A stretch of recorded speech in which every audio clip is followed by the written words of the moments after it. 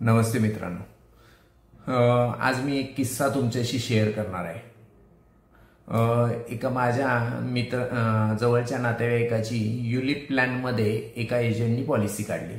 Policy काढताना त्या एजंटनी त्याला सांगितलं की 2 ते 3 वर्ष 3 वर्ष भरल्यानंतर तू हप्ता भरायचा बंद करून टाक, आपली इन्शुरन्स पॉलिसी चालू राहील, काही अडचणी येणार नाही। आणि त्याची 15-20 वर्षाची टर्म देऊन टाकली। हे 2009 साली काढली। आता गंमत अशी झाली की 3 वर्षानंतर तो त्या 3 वर्षामध्ये त्यावेळी काम करत होता, नोकरीला होता आणि त्यामुळे नोकरीला असल्यामुळे बँकेचं जे सॅलरी अकाउंट होतं त्याच्यातनं त्याचे पहिले 3 हप्ते गेले। आता ते 3 हप्ते चांगल्या नॅशनलाइज बँकेतनं गेले। त्यानंतर कंडिशन अशी झाली की 3 हप्त्यानंतर त्यांनी एजंटनी सांगितल्याप्रमाणे पैसे भरणं बंद केलं। पैसे भरणं बंद झालं की एजंटचाही त्यातला जे काही कमिशन वगैरे सगळं संपलेलं होतं, त्यामुळे त्याचाही इंटरेस्ट संपला। आता जसं पुढे गेलं तसं त्यांनी तो जॉब स्विच केला आणि जॉब स्विच केल्यामुळे दुसऱ्या गावाला तो शिफ्ट झाला। त्यामुळे त्यांनी तिथलं जे काही त्याचं सेव्हिंग अकाउंट होतं, जे सॅलरी अकाउंट होतं, ते त्याच बँकेचं दुसऱ्या गावी शिफ्ट केलं। पण ते शिफ्ट करताना बँकेने गडबड अशी केली की ते खातं बंद केलं आणि नवीन खातं चालू करून दिलं आणि त्याला सांगितलं की हा मी अकाउंट शिफ्ट केलंय। आता गडबड अशी झाली की जसा काळ पुढे गेला तसं त्याला त्याचे मेल मेसेज वगैरे काही थोडेफार येत असतील, पण असं विशेष काही फारसं कम्युनिकेशन राहिलं नाही। त्यांनी एकच डोक्यात ठेवलं की 20 वर्षांनी पॉलिसी बंद होणार आहे, मग 20 वर्षांनी 2029ला बंद होईल, त्यावेळी आपण त्याचे पैसे काढू, तोपर्यंत आता पैशाची गरज नाही, चालू राहून द्या। हा युलिप प्लॅन होता, त्यामुळे पैसे चांगले येत आहेत तर येऊन दे, काय हरकत नाही, अशा पद्धतीने ते सगळं चालू होतं। गडबड अशी झाली की त्या कंपनीने अचानक गेल्या 8 दिवसापूर्वी त्या क्लायंटच्या अकाउंटमध्ये पैसे ट्रान्सफर करून टाकले आणि त्याला कारण दिलं की तुम्ही पॉलिसीचे प्रीमियम भरत नसल्या कारणाने आम्ही ऑटो सरेंडर केलेली आहे पॉलिसी आणि त्याचे हे पैसे तुम्हाला अकाउंटला जमा करतोय। आता खरं तर मार्केट डाऊन असताना त्यांनी ते सरेंडर केले, हे पहिली गोष्ट। दुसरी गोष्ट, त्यांनी कसलंही इंटिमेशन दिलं नाही की तुम्ही प्रीमियम भरत नाही म्हणून आम्ही तुमची ऑटो सरेंडरला टाकू वगैरे, कसली मेल नाही, काही नाही, आणि ते झालं। लकीली त्यांनी ते मेल वाचली म्हणून नशीब, पण त्यांनी मेल वाचल्यावर त्याच्या असं लक्षात आलं की पैसे अकाउंटला त्या बँकेच्या जमा झाले। त्यांनी बँकेत जाऊन चेक केलं तर बँक म्हणली नाही आहेत जमा झाले।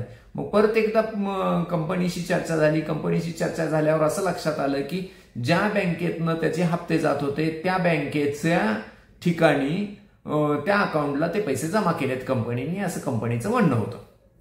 खरं तर ते अकाउंट बंद।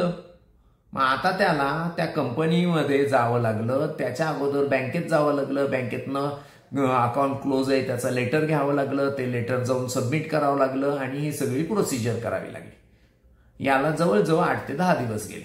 पण आता ह्यात मला म्हणायचं हे आहे की 2-4 गोष्टी आपण काळजी घेणं गरजेचं आहे। एक, पहिलं तर एकदम ओळखीचा आणि जो त्याच्यातला चांगला एक्सपर्ट आहे त्याच एजंटकडनं तुम्ही पॉलिसी काढावी, ना की ते कमिशन मिळतंय, हे मिळतंय, ते मिळतंय ह्याच्या नादापोटी तुम्ही कुणाकडनं याऱ्याकडनं पॉलिसी काढताय। तो किती काळ त्या व्यवसायामध्ये राहणार आहे, तो तुमच्या बरोबर कायम टचमध्ये राहणार आहे, नाही राहणार आहे, हे सगळं जरा काळजी घ्यावी। दुसरी गोष्ट, तुमचे ईमेल आयडी, मोबाईल नंबर्स, त्याचबरोबर तुमचे बँक अकाउंट हे अपडेट करत राहावेत वारंवार।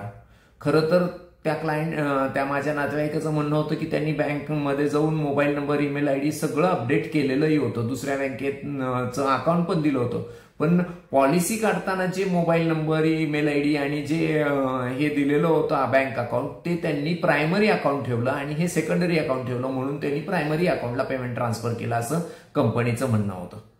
आता हे खरं तर खूप चुकीचं घडलं। नशीब त्याचं की त्याच्या वाचण्यात मेल आली, नाहीतर हे पैसे त्याला कधीच मिळाले नसते।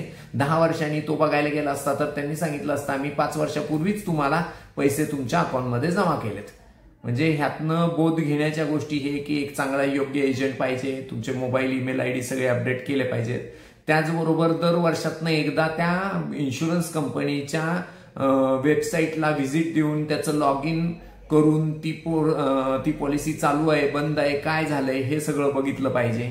आणि मेल आयडी बाबतीत काळजी घेतली पाहिजे की फायनान्स रिलेटेड एक वेगळा मेल आयडी वापरला पाहिजे की ज्याच्यामध्ये हजारो मेल येऊन पडणार अशी सोय न होता फक्त तुमच्या फायनान्स रिलेटेडच मेल येतील, त्यामुळे तुमच्या मेल मिस होणार नाहीत ह्याची काळजी घेतली पाहिजे। मला वाटतंय हे खूप इम्पॉर्टंट आहे, नाहीतर एवढे कष्टाने घेतलेले पैसे असे वेस्ट होण्याची शक्यता जास्त आहे. त्यामुळे काळजी घ्या. थँक्यू.